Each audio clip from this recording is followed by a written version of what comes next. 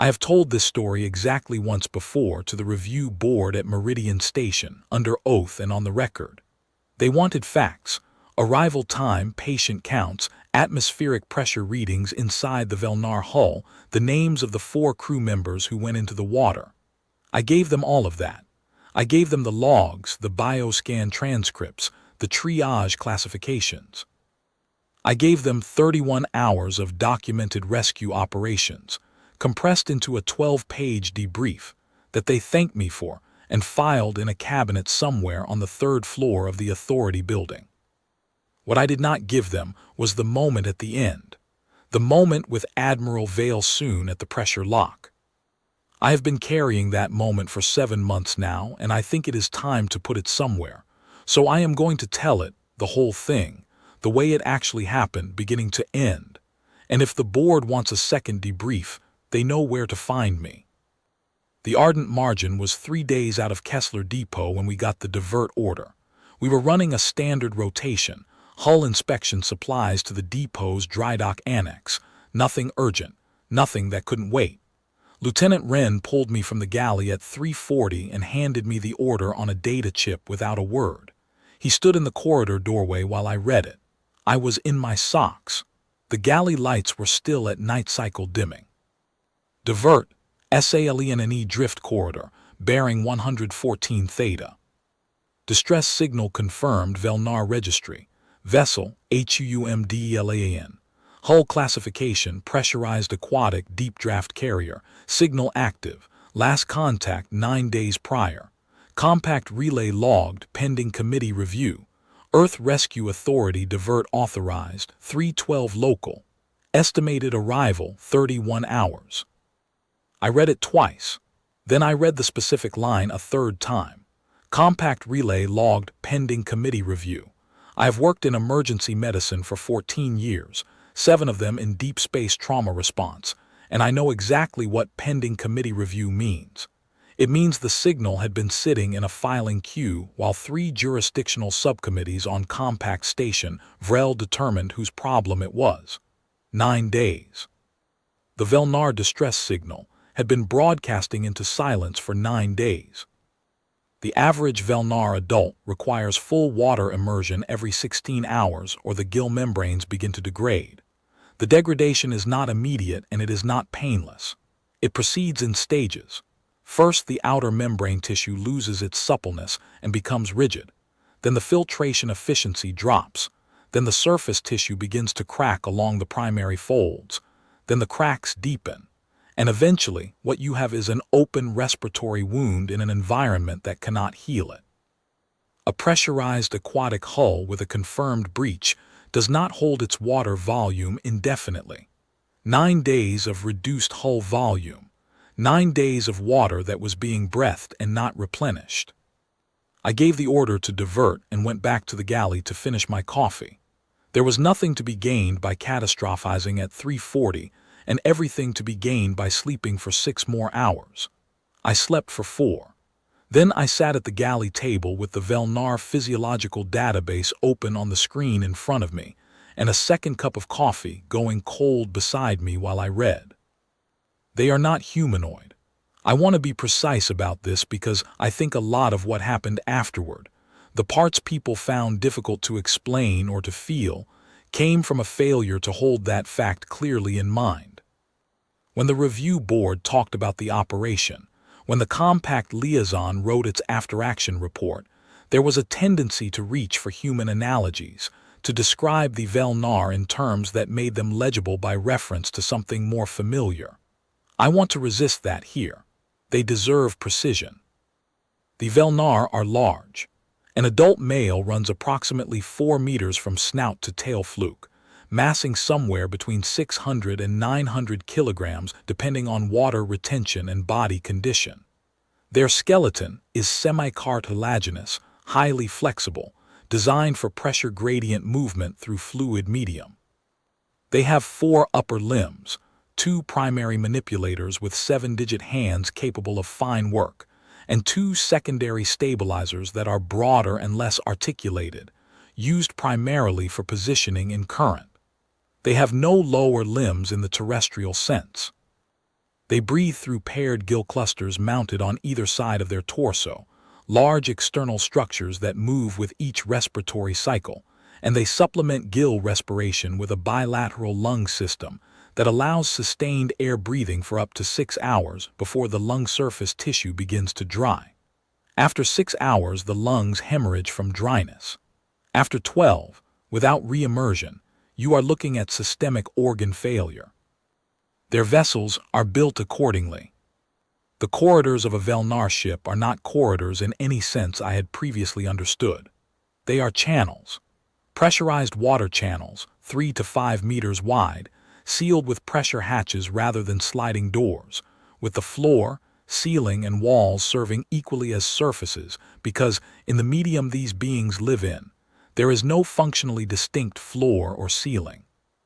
Traffic moves through current guides, bioluminescent strips that create mild directed flow within the water, routing individuals efficiently between sections, without requiring the constant active swimming that would exhaust them over a long transit. The command spaces, the bridge, the medical bays, the engineering cores, are spherical chambers maintained at precise temperature and salinity gradients calibrated to the particular physiological needs of whatever species the vessel carries. On a Vel'Naar ship, those gradients are calibrated to Vel'Naar physiology, and the database I was reading was the most comprehensive reference document I could find, which is to say it was incomplete in the ways that all databases about other species are incomplete. It had been compiled by beings who had visited Vel'Naar vessels rather than lived aboard them, and there are things that do not transfer through observation. I noted this in my planning. I planned around the gaps. At 600, I briefed my team. We had 4 people going in. Myself, Petty Officer Don Chorus, who is the best trauma technician I have ever worked with, Specialist Vel'Naar, who speaks functional Vel'Naar subsonic through a translation rig that her linguistics department had fitted to a standard environmental suit, and Senior Engineer Cal Freshett, who was going to keep our pressure suits operational, and our oxygen cycling correctly in a medium none of us had trained in. We sat around the galley table, the same table where I had read the order 4 hours earlier, and I told them what I knew and what I didn't know. The suits are rated to 6 atmospheres, Cal said, spreading the technical sheets. Standard Vel'Naar hull pressure runs around 4.2 atm. Pressure isn't the problem. Temperature is the problem. Their optimal hull temperature is around 4 degrees Celsius. Our suits will keep us at survivable range, but I want to be honest with you. Survivable is not the same as comfortable. You're going to be cold from the moment the water comes in, and you're going to be cold for as long as we're inside. What about orientation? Chorus said. He was the one I always relied on to ask the practical questions that I sometimes let myself skip past. We've trained in water environments, but not at that pressure, not at that scale. The channels, how do we navigate without current guides we can read? The current guides are bioluminescent, I said. If the panels are still functioning, they'll give us the routing. If they're not, we use helmet lamps and we stay in constant communication.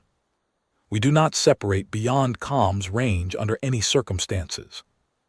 What's the population distribution? Vel'Naar asked. She had been quiet until now, reading something on her tablet.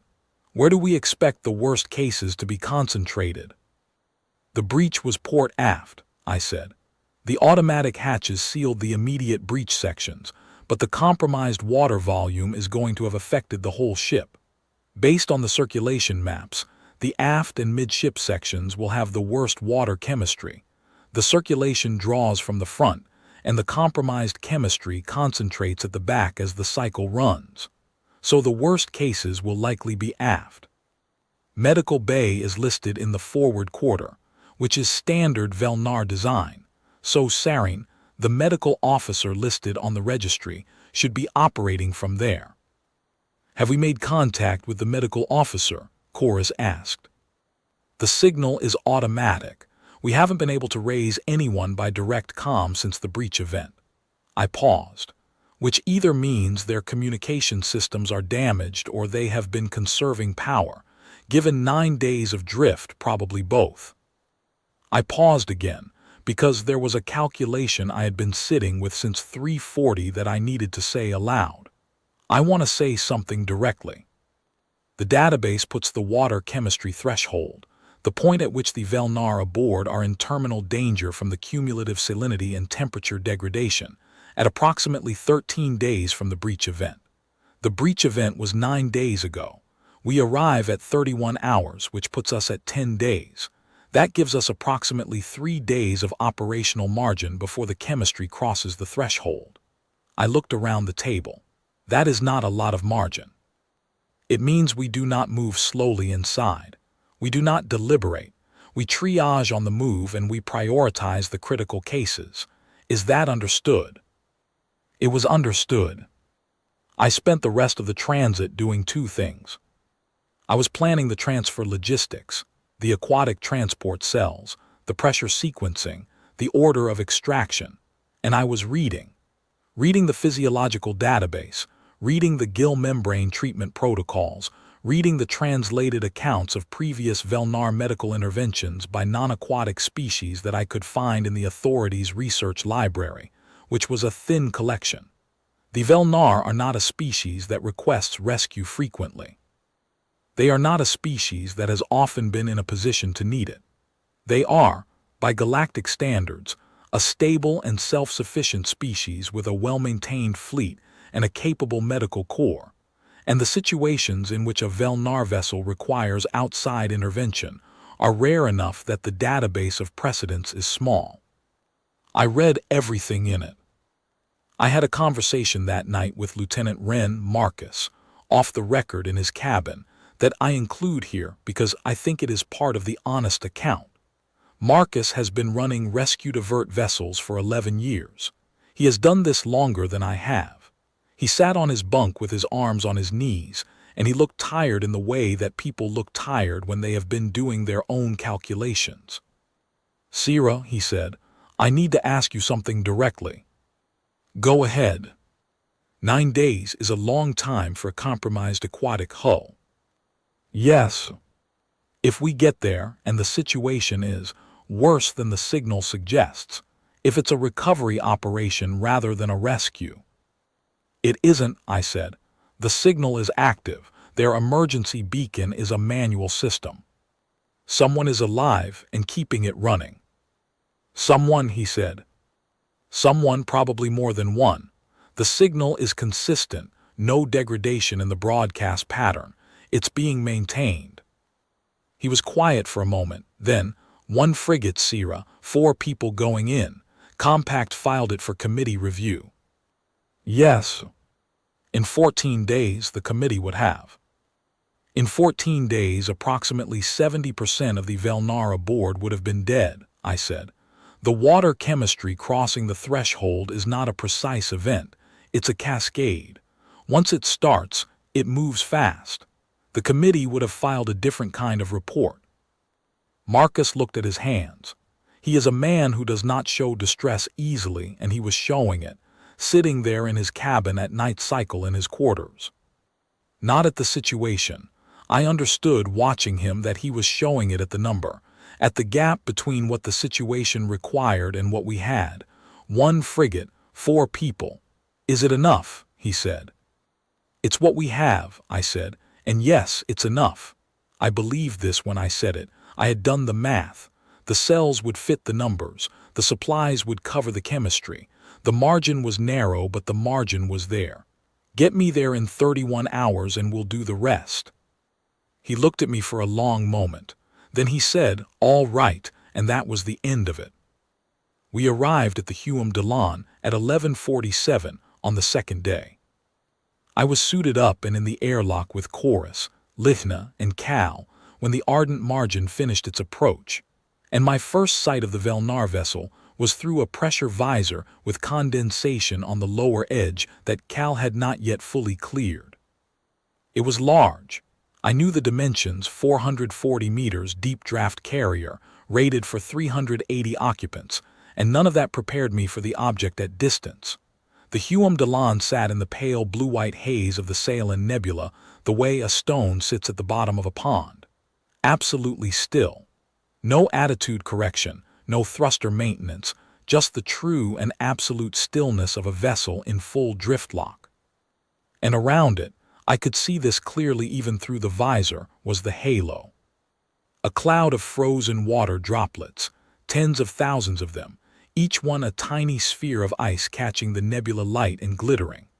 The ship had bled its water into space through the breach, and the water had frozen instantly, and now it hung around the hull in a permanent, slowly dispersing cloud of small lights. Lithna said very quietly, "They've been looking at that, every day." I said nothing. She was right, and there was nothing useful to add. The breach itself was visible on the port aft quarter. Not what I had imagined from the database. I had imagined a clean rupture, a hole, something that looked like damage. What I was looking at was more complex than that. The hull in that section had buckled along a seam, a structural failure rather than an impact, and the material had folded outward in an uneven flap approximately 12 meters long and 2 meters wide at its widest point. The internal pressure hatches had sealed on both sides of it. The breach itself was no longer venting. The vacuum on the other side had equalized with whatever remained of the water that had been in that sealed channel section. But the damage to the hull was visible and significant, and I found myself thinking about the crew members who had been in that section when the seal ring failed. The database listed 2 dead in the initial event. I thought about them briefly and then put the thought aside, because thinking about the dead is something you do after the work, not before. The docking took 40 minutes. The Hume Delon's emergency lock was designed for Vel'Naar scale. The outer door was 3 meters across, a circular hatch of compressed composite material, and it opened on a chamber approximately 5 meters in diameter, flooded and sealed at Vel'Naar hull pressure. We equalized our suits through the outer lock chamber. Marcus confirmed pressure match on both sides, and the inner hatch opened. The water came through in a slow, pressurized flow, 4-degree water, the exact temperature the database had specified, and the cold of it hit even through the suit's thermal layer in the way that cold always communicates itself across barriers. It was a weight and a presence, not just a temperature. It filled the lock chamber and surrounded us, and I was in a foreign ocean in a dying ship, and there was work to do. The sound was the thing I had not anticipated. I have mentioned that the Vel'Naar communicate in subsonic pressure waves, and I knew this. It is in every database. It is a standard piece of species knowledge, but knowing it and standing inside it are not the same experience. The medium around us was alive with voices. Not sounds in the range my ears could distinguish as language. Pressure. Moving pressure. The water itself was carrying communications, overlapping and intersecting, the speech patterns of 300 living beings encoded in the fluid medium we were now standing inside. The effect was, I have reached for analogies and discarded several. It was like standing inside an organ pipe. It was like being immersed in the bass line of a piece of music you don't know, where the melody is somewhere above the register you can consciously hear, but the resonance of it moves through your body regardless. It was constant and total, and there was no separating it from the environment because it was the environment. Lithna activated her translation rig and said, in subsonic Vel'Naar through the external speaker on her suit, something that she later told me translated as, "Rescue team from the vessel Ardent Margin, Earth Rescue Authority. We are aboard. We are proceeding to your medical bay. Please confirm medical officer position and advise on current patient status." There was a silence of approximately 4 seconds. In the water, in the pressure medium, the overlapping communications around us shifted. I felt it more than heard it, a change in the character of the subsonic wash, the way a crowd's murmur changes when news arrives. Something passed through the medium that I could not characterize technically. What I can tell you is that Lithna, standing beside me in the lock, made a small sound that was not a word, and when I looked at her through her visor, her expression was one I had not seen on her face before.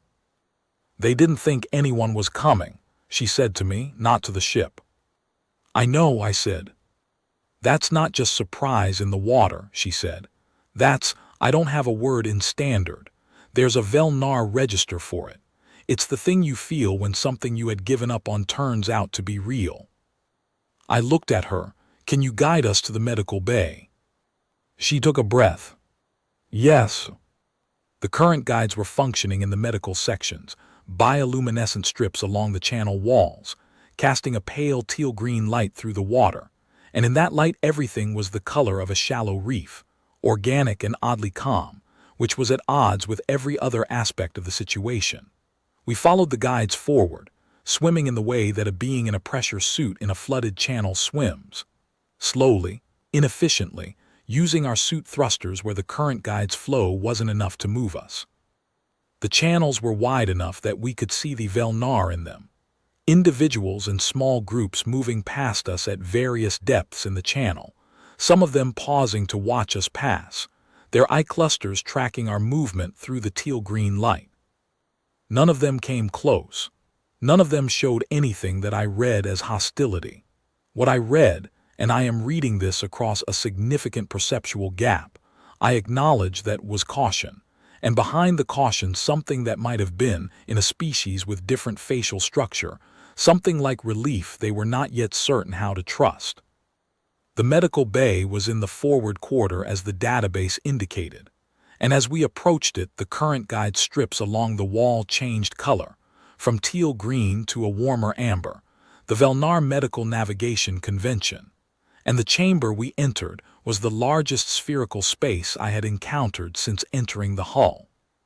Perhaps 15 meters across, with the curved walls lined in treatment stations, each one a contoured alcove designed to support a Vel'Naar patient in the immersed position. Many of the alcoves were occupied. I counted 38 patients immediately visible, and the water around them had a quality distinct from the water in the corridors, something in the smell of it, the chemistry registering even through my suit's air supply, that I associated without being able to precisely identify it with clinical space, with work already being done. She found us before we had fully oriented.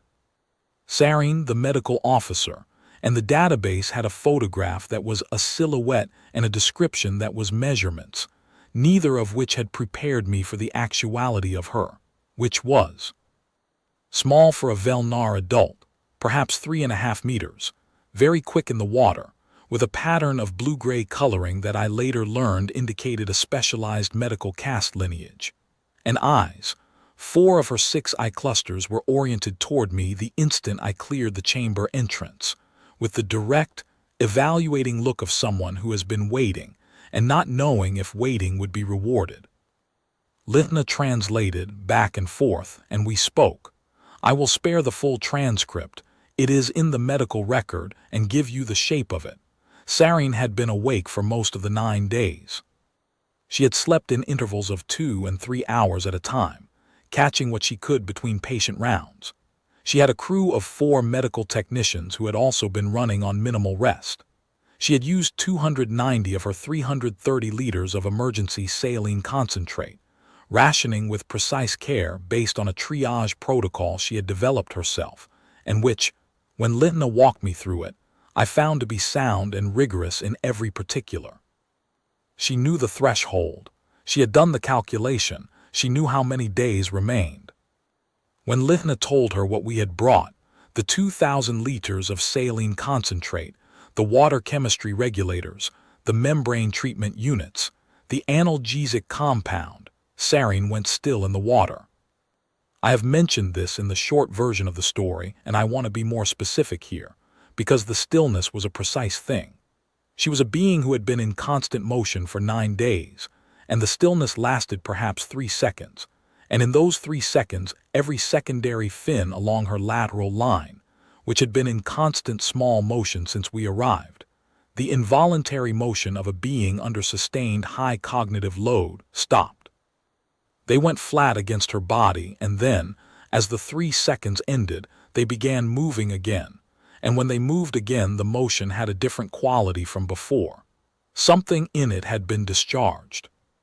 Vel'Naar translated. She's asking how many ships Earth sent. One, I said. Vel'Naar conveyed this. Another pause, shorter than the first. Then Vel'Naar said, she's asking why. She says the compact protocol for a hull breach drift event involving a non-member registry is a multi-stage committee review. She says she knows where her signal is in the process. She says she doesn't understand why Earth sent a vessel at all. Because the process takes 14 days, I said, and you had 3 left. Tell her we have 38 patients in this chamber and probably more throughout the ship, and I would like to begin assessing them, and I would appreciate her guidance. Sareen looked at me for a moment after Vel'Naar translated this. 4 of her 6 eye clusters, direct and evaluating. Then she turned without further comment and led us to the nearest patient, and we began.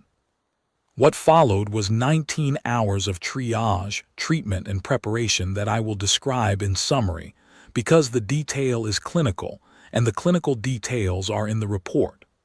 What matters, for the purposes of this account, is the shape of it. The 336 living Vel'Naar aboard the Hume Dalan were in 3 broad categories when we arrived. Approximately 180 were in what I would characterize as stable compromised condition. Stressed, experiencing gill membrane discomfort from the degraded water chemistry, showing elevated anxiety markers in their coloring and fin behavior, but not in immediate medical danger. These individuals were able to assist with the transfer operation, and did so, with Sareen coordinating them through the subsonic medium in a continuous quiet communication that I could feel as a background pressure throughout our time aboard. Approximately 124 were in moderate condition, gill membrane degradation, that was progressing but not yet critical, requiring immediate treatment with the membrane compounds we had brought, patients who needed care and monitoring, but who would survive with that care. The remaining 32 were critical gill membrane failure at various stages, respiratory compromise, in 2 cases systemic inflammatory response, from extended water chemistry exposure that had gone past the membrane and into the bloodstream. I took the 32. Chorus took the 124, working through them with the efficiency and steadiness I had relied on for 7 years of working beside him. Vel'Naar moved between us, translating, coordinating with Sareen's technicians, serving as the connective tissue of an operation that was running across language and species, and the particular acoustic conditions of a pressurized aquatic hull.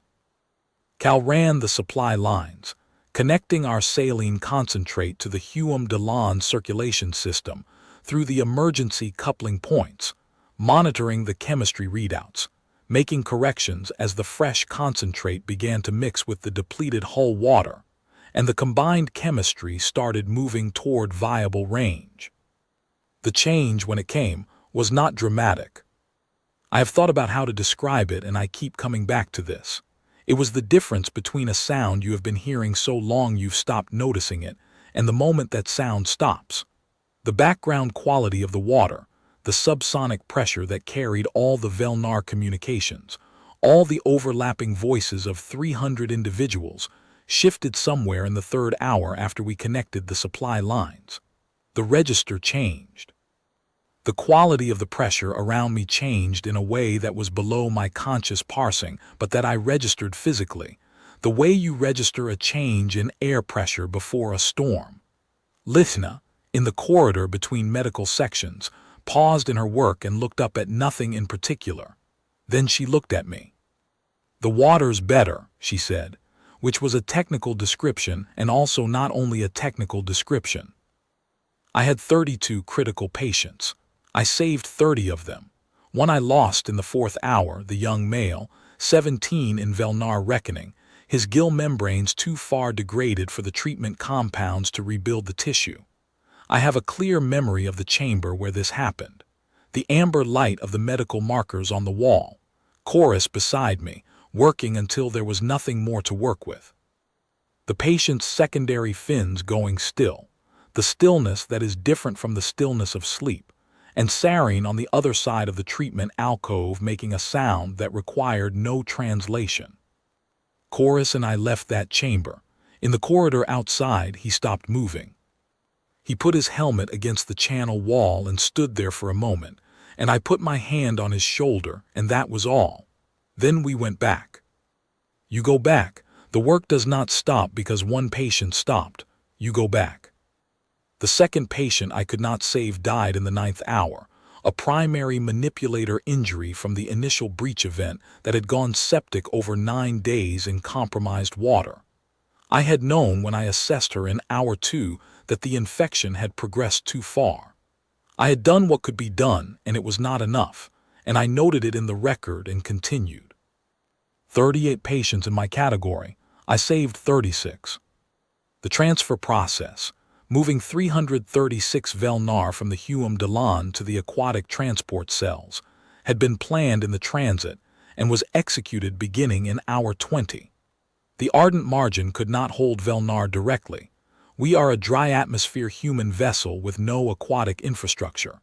But the 8 transport cells we had pulled from Kessler Depot were designed for exactly this use. Sealed pressurized units, roughly 2 meters tall and 8 meters long, each rated for 40 to 45 individuals at survival minimum water volume. They were not comfortable, and they were not designed for long occupancy. They were designed to get beings from one pressurized environment to another without exposing them to a hostile one in between. 8 cells at 45 maximum. 336 to transfer. The math worked with narrow margin, but it worked. Sareen coordinated the boarding. I want to say again, with emphasis, that she had been working without adequate rest for 9 days, and she organized the transfer with a precision and thoroughness that I do not have a category for that is more expressive than professional. She organized by priority, by location in the hull, by the logistics of moving large beings through pressurized channels in a sequence that would not create bottlenecks at the lock.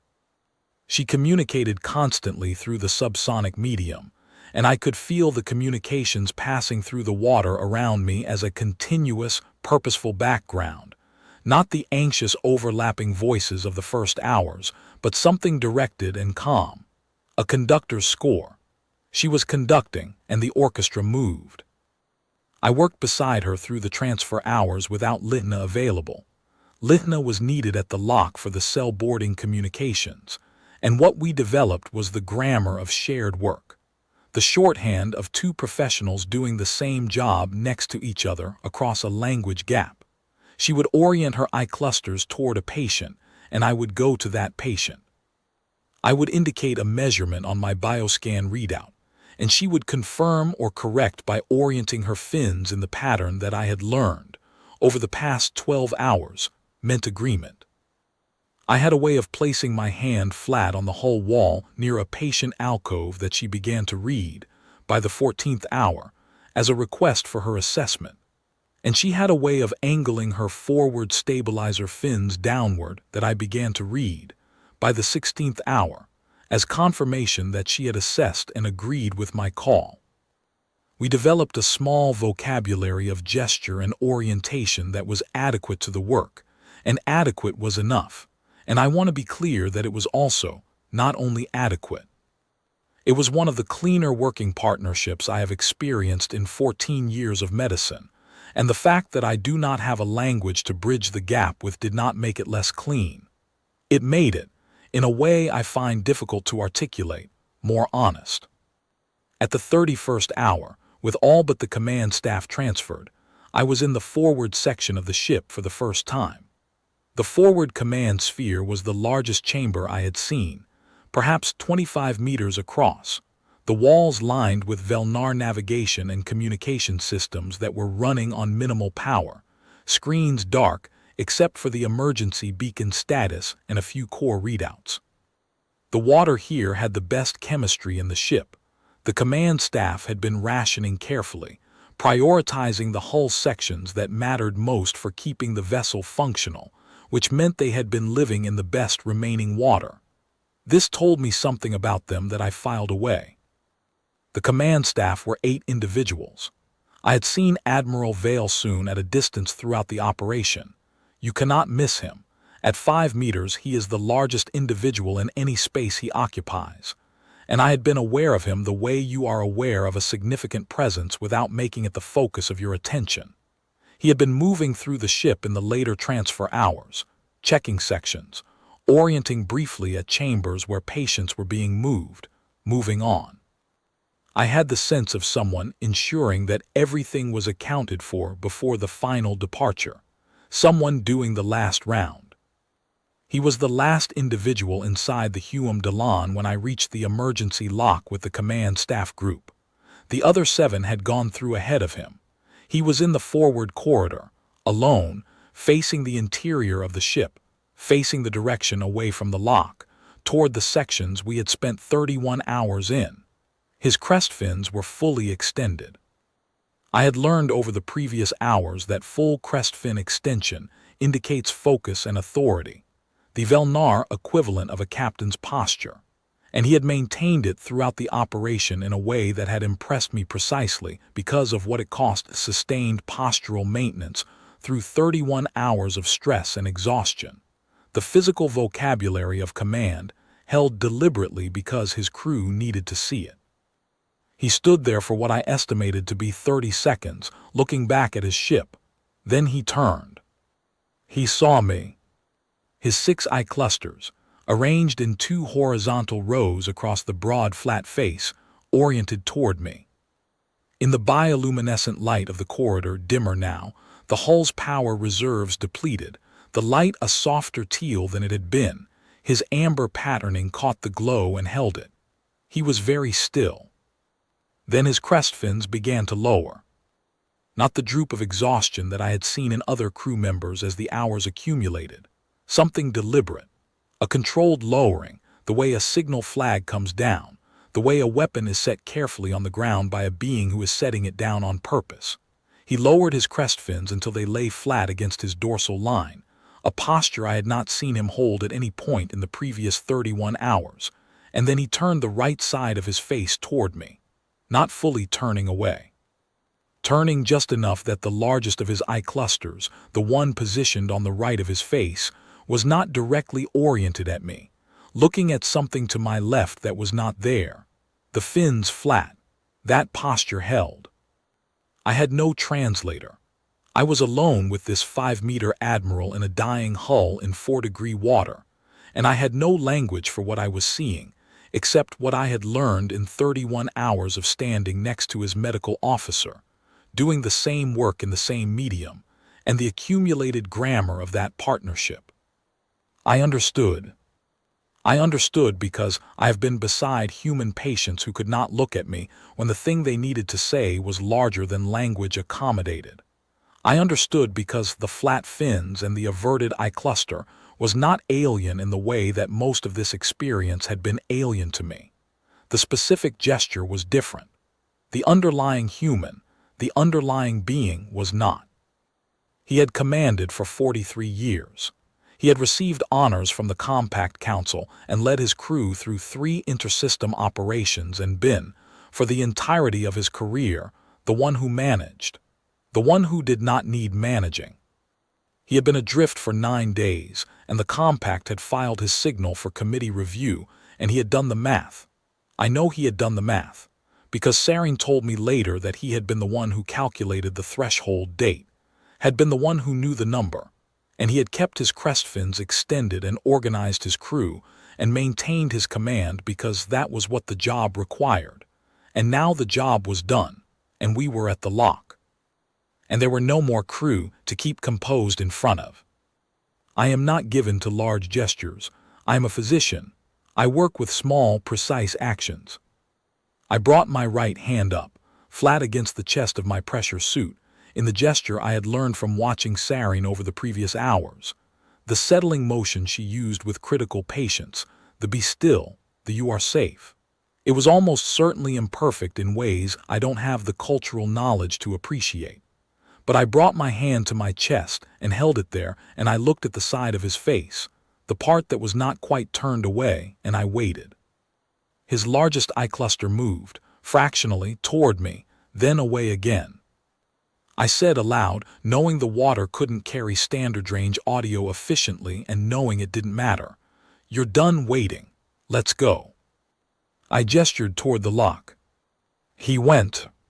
In the months since the operation, the review board and the compact liaison and 2 separate post-action committees have discussed, at considerable length, whether what we did was the correct response given available resources, correct procedure given the compact's jurisdictional framework, correct policy given the diplomatic implications of the Earth Rescue Authority operating in a non-aligned corridor without compact clearance. I have sat in those discussions, and I have answered the questions I was asked, and I have been as precise and factual as the questions required. I have not found the discussions difficult. The factual record is clear. The operational log is clear. The supply requisition decisions and the route deviation and the choice to enter a non-compact coordinated hull are all documented and explained and defensible on the merits, and I have defended them on the merits without difficulty, because the merits are the merits. When a committee member asked me, in the third of these discussions, whether I felt that my unilateral supply requisition at Kessler Depot had exceeded my authority, I told him that authority is a useful concept in stable conditions and a sometimes dangerous one in unstable ones, and that I had made the requisition on the understanding that the beings aboard the Hume Delon did not have the luxury of waiting for me to navigate a procurement approval chain. He noted my answer. I do not know what he did with it. What I do know is that 334 beings came home who were in a queue for 14 days. That is the number. That is the only number that I return to when I try to hold the whole operation in my head at once, not the triage classifications, not the supply volumes, not the atmospheric pressure readings at hull entry, just 334, and the line on Sarin's chart turning on the day we came. The part I have not put in any report is the part I have just written. The compact filed the signal for committee review. This is a fact. The committee review process takes 14 days. This is a fact. The water chemistry aboard the Hume Delon would have crossed the terminal threshold on day 12. This is a fact, supported by the readings Cal took at intervals throughout the operation, readings which I submitted to the review board and which have not been disputed. Of the 340 souls aboard the Hume Delon, 336 were alive when we arrived on day 10. Of those 336, we brought home 334. 2 we could not save. 1 we knew we could not save from hour 2 of the operation. The other we worked for 9 hours trying. I have done the arithmetic of what day 15 would have looked like. I have let myself do it exactly once and then I set it down, because the arithmetic of the people you don't reach serves no medical purpose once the operation is over. What serves a purpose is ensuring the next signal doesn't wait 14 days. I have made that argument to the review board. I have made it in writing. I will continue to make it. There is a postscript that belongs to this account. 6 weeks after our return to Meridian Station, I received a communication through the Vel'Naar diplomatic relay, addressed to me by name, in Vel'Naar subsonic formal register, translated for me by Lihna on a Tuesday morning in the station commissary over indifferent coffee. It was from Sarin. She wrote to tell me that Admiral Vel'Naar had retired from active command 3 weeks after the rescue. Not as a consequence of the incident.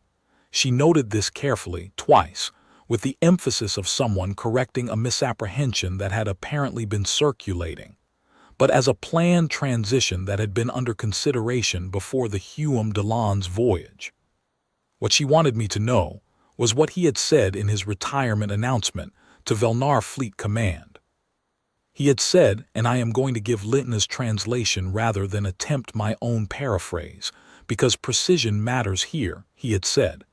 I have spent 43 years learning the measure of things. I thought I knew the measure of Earth. I was wrong, and I am glad to have lived long enough to be wrong about it. I sat with that for a while.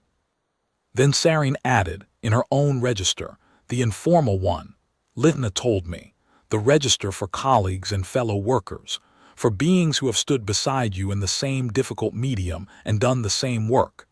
That she had kept a record of the saline chemistry readings from the day we arrived to the day the last patient transferred. The line on the chart turned, she wrote, on the day we came. She had framed that chart. It was on the wall of her medical bay on the new vessel she had been assigned to, and she wanted me to know.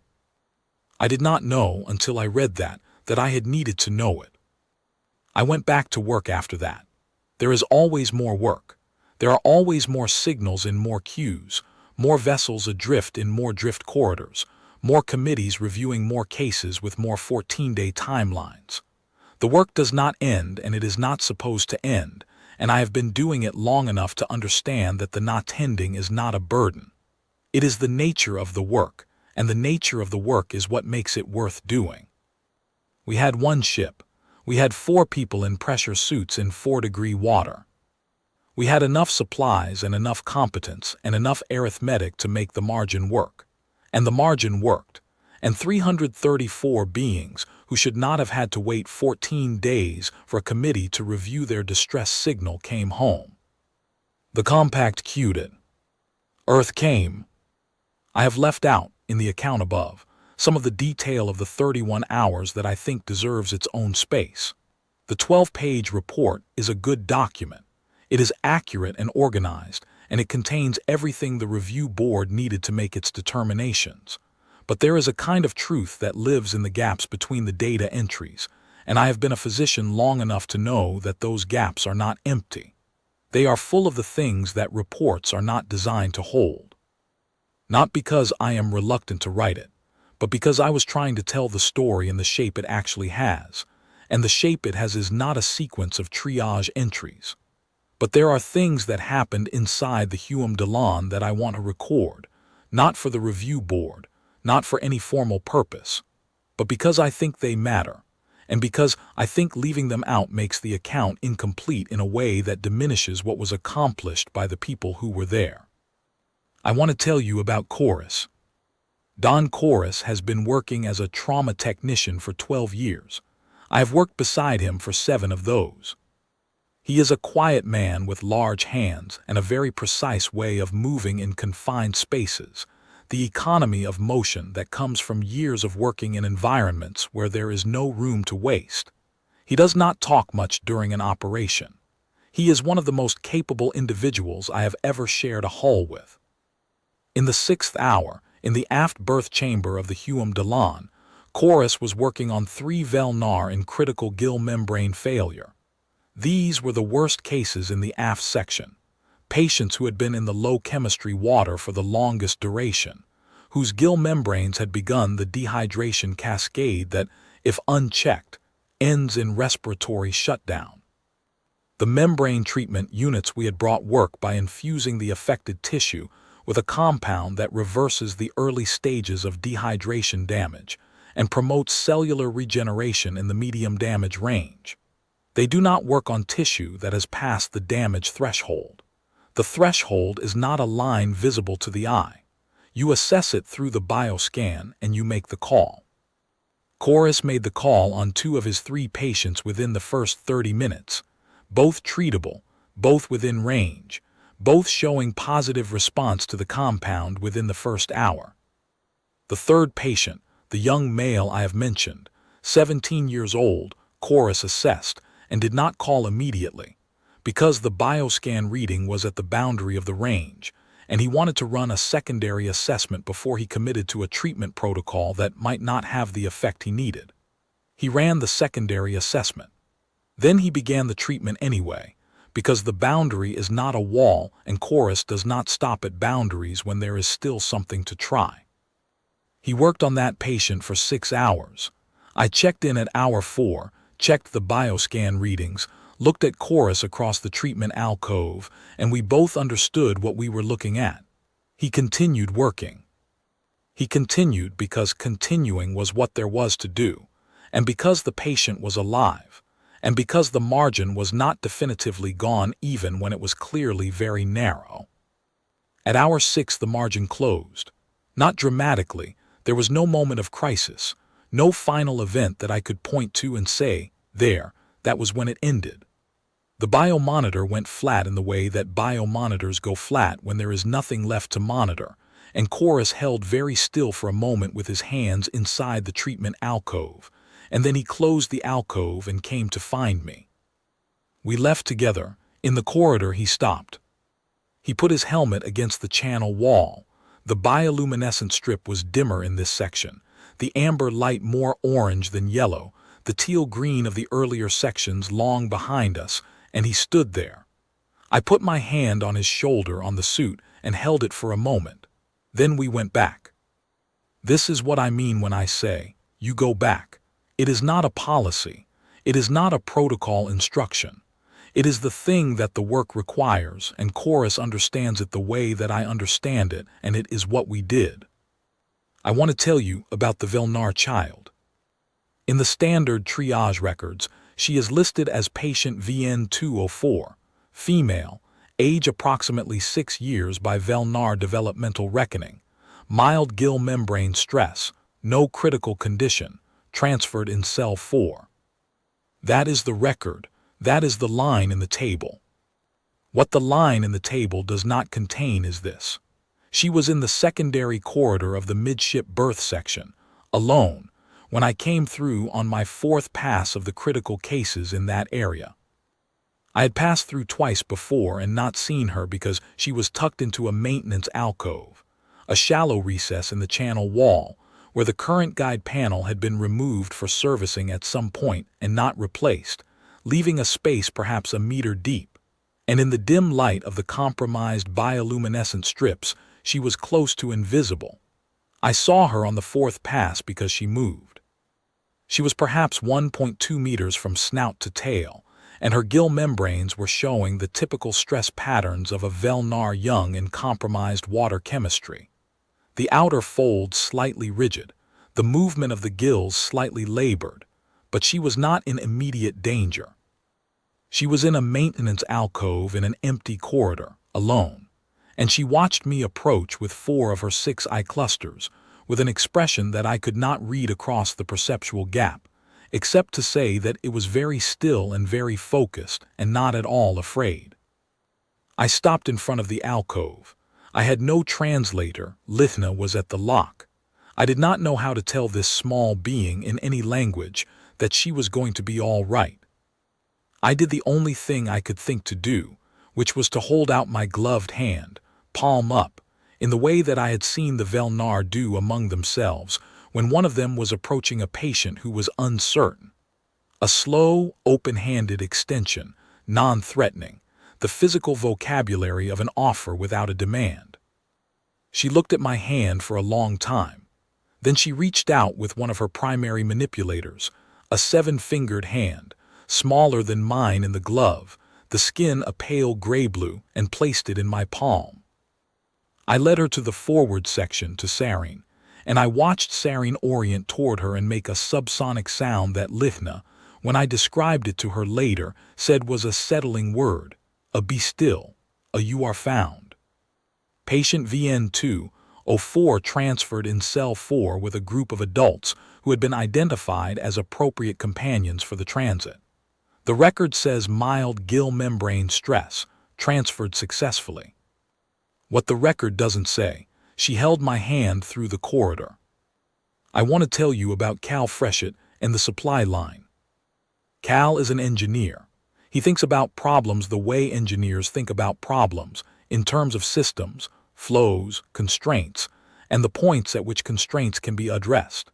His contribution to the operation is recorded in the technical logs as maintenance of suit systems, management of supply line connections, and chemistry regulation of the saline concentrate delivery.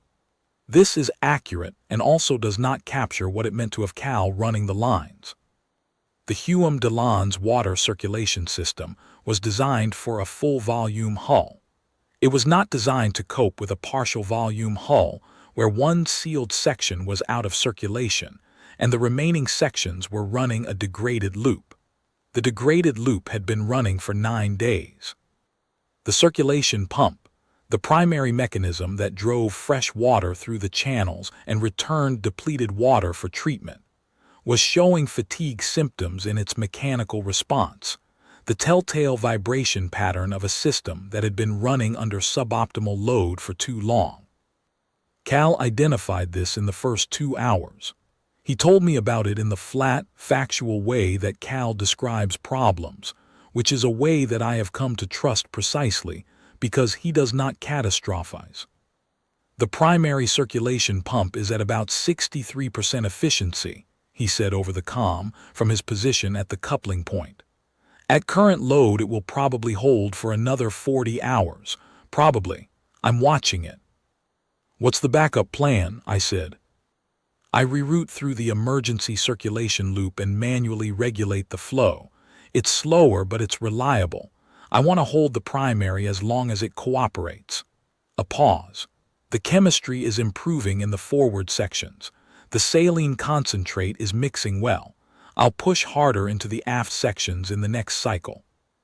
He did this for 31 hours. He watched the pump. He managed the lines. He pushed the chemistry improvements through the hull sections systematically, prioritizing the patient concentrations.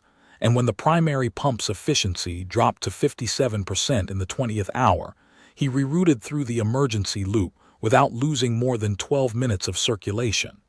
I was in the aft section when it happened, and I didn't notice, which is the exact measure of how well Cal did his job. I want to tell you one more thing about sarin, and then I am finished. In the 24th hour, in the brief window between the transfer of the third cell group and the preparation of the fourth, we found ourselves in the same section of the hull, the midship medical corridor, with no patients in immediate need of attention and no translation available, and approximately 4 minutes before the next cell boarding was due to begin. We were both in the water, both still, and we looked at each other across the specific medium of 4-degree aquatic hull space, and she made a gesture with her primary manipulators that I had not seen before. She brought both hands palms up to the level of her lower eye clusters, held them there, then lowered them slowly until they were at her sides. I did not know what this meant. I still don't know with certainty. Lithna, when I described it afterward, paused for a long time before she said, "I'm going to give you my best approximation rather than a translation, because the formal register for that gesture is very old Vel'Naar and I'm not fully confident in it. My best approximation is it's an acknowledgement, not a thank you exactly.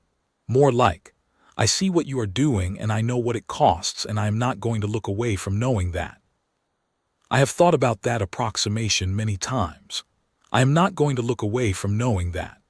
I have thought about whether it contains more than the translation can hold, and I have decided that it does, and that the part it contains which the translation cannot hold is the part that mattered most in that corridor in the 24th hour. It was the gesture of a professional recognizing a professional. It was the grammar of shared work in its purest form. I brought my hand flat to my chest. She blinked 3 of her eye clusters, which I knew by then was the Vel'Naar equivalent of a slow nod. Then the cell boarding began and we went back to work. That is what I left out of the 12-page report. That is what I wanted to put somewhere before it disappeared entirely into the space between the version of events that fits in a document and the version that actually happened. 334. 1 ship, 4 people in pressure suits. The compact would have sent a committee in 14 days. We went in 10 days early and it was enough, and the line on Sarin's chart turned the day we came, and she framed it. I think that is the whole story now.